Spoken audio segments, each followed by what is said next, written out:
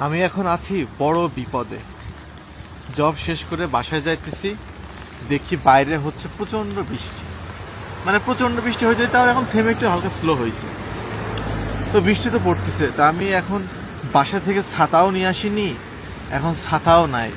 এখানে ভিজতে ভিজতে ঠান্ডার মধ্যে কে যাবে বাসায়? তা আমি আমার টেনশনে বললাম, মানে ম্যানেজারে বললাম যে আমি তো ছাতা আনি নাই, আর যদি 5 মিনিট ধরে বাসা, এখন ছাতা কিনতে যাবে কে 1500 টাকা দিয়া? তোর কি কোনো ছাতা আছে এখানে এক্সট্রা? তো ও আমার ছাতা দিছে একটা, বুঝছেন? মানে এমন একটা ছাতা দিছে, বিশ্বাস করেন, না যায় আমার বডি ঢাকা, না যায় হাত ঢাকা। এই যে ক্যামেরাতে ভিডিও করতেছে, ক্যামেরার সামনে নিচ্ছে, ক্যামেরা ভিজে যাইতেছে। তাহলে তাহলে আমার লাভটা হইলো কি এই ছাতা নিয়ে?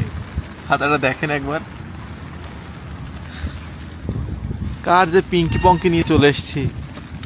হ্যাঁ, পিঙ্ক কালারের ছাতা। হ্যাঁ, দেখেন বাইরে কিরকম বৃষ্টি পড়তেছে, ফিস ফিস ফিস ফিস ফিস ফিস করে ভালো বৃষ্টি পড়তেছে। আর আমার হাত তো পুরো ভিজে গেছে, কারণ ওই যে বললাম যে হাত ঢাকে তো মাথা ঢাকে না, মাথা ঢাকে তো বডি ঢাকে না। কি যে এক বিপদে আছি আমি।